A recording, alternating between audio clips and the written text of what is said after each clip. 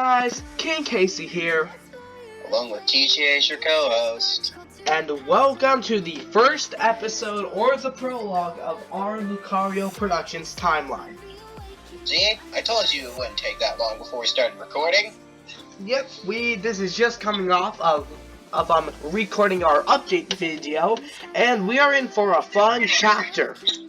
Depending on when we get this uploaded, who knows? Depends on how long Casey takes to deal with this stuff. Yeah, we'll figure that out later. But anyway, so the topic of this of the first chapter of our Lucario's Productions timeline rebooted is going to be some good old backstory. Keep in mind, this stuff can be retconned at any time, since Michelangelo is in charge of the stories, and we're going off what we know of our backstories. Yeah, and some of this we just made it up on the fly to building our stories better, and keep in mind, this is not going to include any Pokemon stuff that will be covered at the beginning of Chapter 1. We should just call this one Chapter 0. Or Prologue, since that's what I like calling it. But anyway, so yeah, this video will have two segments: my part of the backstory and TJ's part. And since this is my channel and my video, we'll be going over mine first and then going over TJ's stuff in the second segment. Back to my net. So, anyways, hope you leave a like, comment, subscribe, and happy that we are back from hiatus. And let's move on to my part of the backstory.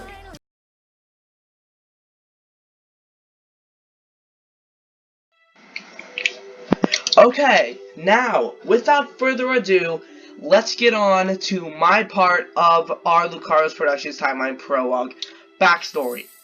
As you guys know, I started my life out in the Kalos region, born to two loving parents, which one of them was a very good scientist named Mike, and another one was a very good Pokemon performer named Amy.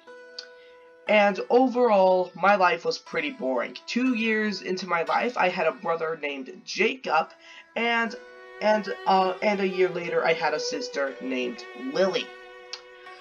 And overall, our life was pretty boring. Living in the heart of Lumio City, there was a lot of things to go out and do. I had a lot of childhood friends, and I always wanted to be a Pokemon trainer. But since I wouldn't be old enough to do that until loads time later, that dream would have to wait.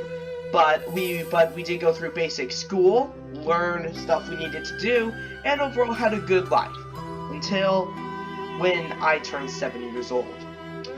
My dad was involved in a chemical accident at his laboratory, and when cops and fire department arrived on the scene, he was nowhere to be found. Our family was devastated, to say the least, but we ended up getting through it. I hope my dad was okay. And the next year just went off fine. And then my dad returned. He seemed fine from what he was. He had a bit of amnesia, but besides that, everything was fine. But little occurrences began to happen with him. He began to act weird, not being his normal self, staying up really late, and he began to act, and then we began to notice some of his physical appearance things happening, with his face starting to slowly melt off into the version he is today, slowly becoming what we know as Bloodlust. And one night I went to sleep very late, and I woke up a day later. No one knows why I slept that late, but I felt different in some way. I wouldn't know this until years later when I was going through my father's lab looking at research papers, but that was actually when he inserted a very special someone into me. You will learn who this special someone was a lot later in the timeline. And overall, he eventually went insane. almost trying to kill me, my brother, my sister, and my mom, and we eventually fled, and when we came back, he was gone. I would not see him for a long time after that. But after that, life became normal once again. And one of my best friends during this time was Nia. I had known her ever since about like kindergarten, and we began to hang out a lot. And eventually, we had developed feelings for each other.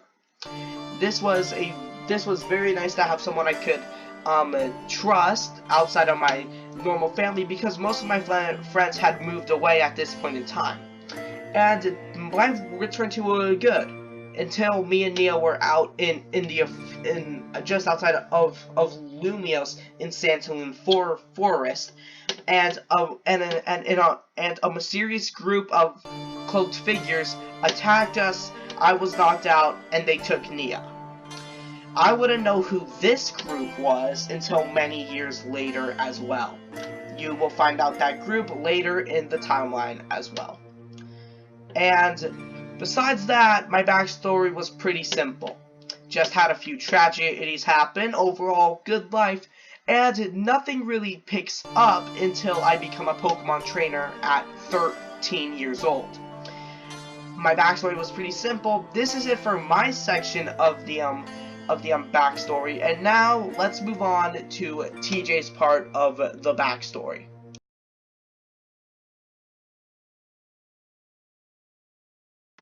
Well, a loving family and a lot of people who I cared about. Seemed like my childhood seemed like a pretty picturesque time. Well, it was. My mother and father cared about me deeply. I had an adorable younger sister. But things began to become interesting. Around 5,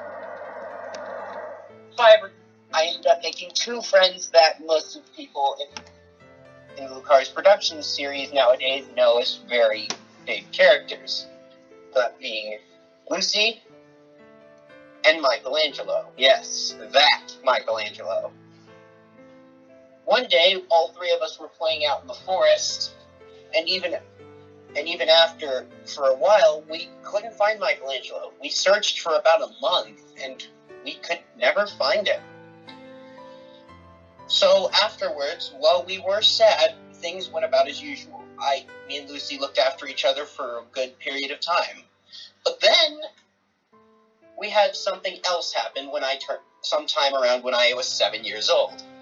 One day, my parents had to go out for a business meeting, so my grandfather, known as Lord Cade, came to visit to help watch over us.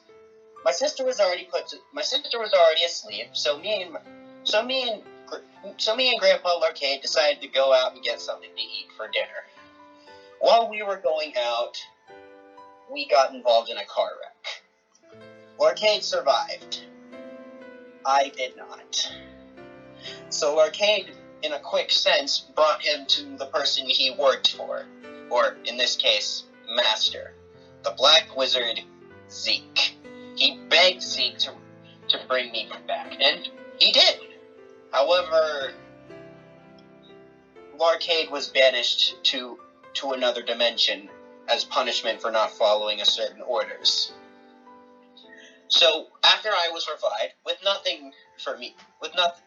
Zeke having nothing for me, he dumped me off with Igneal, also known as the Fire Dragon King. And for almost a couple years, either for several months or a couple years, I lost track of time. After a while, Igneal strangely disappeared. And after about a day's worth of looking for him, I decided it was time to travel the globe. There was nothing more I could do. After I decided to travel the globe with one Pokemon I had with me since my beginning, my partner, Ralts. And after that, my travel journey across the world began. Okay, and that is it for this part of our Lucario's Productions timeline. And you may be wondering, why is this episode so short? Aren't these episodes like a half an hour long normally? And you are right, they are. But this is obviously a shorter episode since it's a prologue. It's gonna be short. But yeah, also, we can't exactly go into full detail on our backstories. Yeah, so yeah, anyways, this was it for this little, like, teaser from our backstories. There obviously will be more developed in the future, but that is just gonna have to wait and see. But anyways, so yeah, this is it. I hope you look forward to part 1 of our Lucario's Productions timeline whenever that comes out. But anyways, this has been Casey. Along with TJ. And we will see you guys in the next episode. Bye, guys. Take care.